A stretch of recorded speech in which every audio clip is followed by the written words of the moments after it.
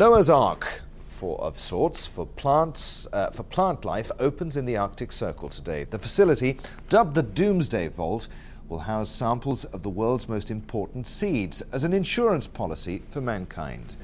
Let's go live now to the Norwegian town of Longyearbyen, just north of the Arctic Circle, where our very own Becky Anderson is at the inauguration of the vault. Did I get the name right, Becky? Longyearbyen, nearly. You're absolutely right. We are here in the Arctic, just a couple of degrees short, in fact, of the North Pole, which is where, and we're here for a very special reason, as you suggested, Adrian.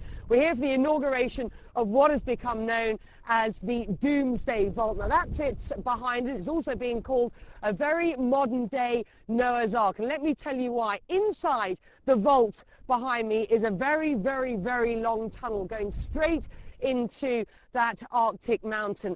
At the end of that tunnel are a series of vaults, and inside those vaults, in the weeks and months to come, will be a series of aluminium envelopes like these.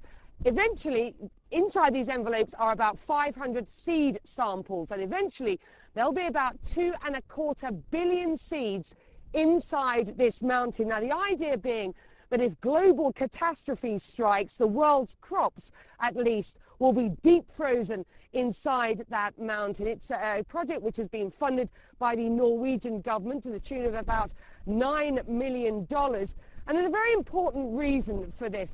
We are facing, they tell us, a very perfect storm. 9 billion people on the planet by the year 2050.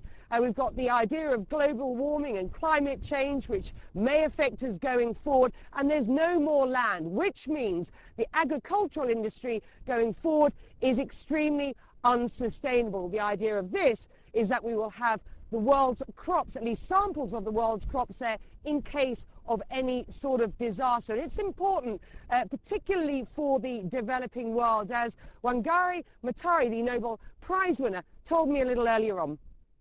I think that it's a great vision, it's a great dream.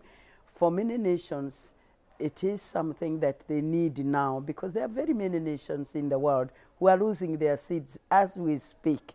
And it would be great to know that their seeds are stored somewhere, they are safe, and tomorrow, if they need them, they are accessible. And let me just put this into context for you, Adrian, before I go, because it's about -35 out here with a wind chill. Consider this. There were something like 7,000 varieties of apple, for example, just some years ago.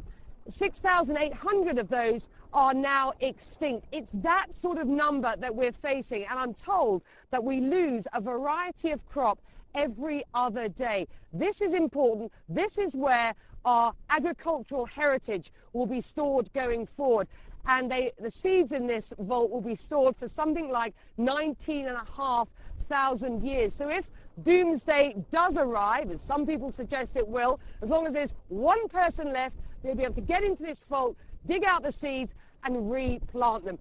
I'm off. It's absolutely freezing, Adrian. I will let you go in a moment. It wasn't until you spoke that I could tell it was you under that clothing.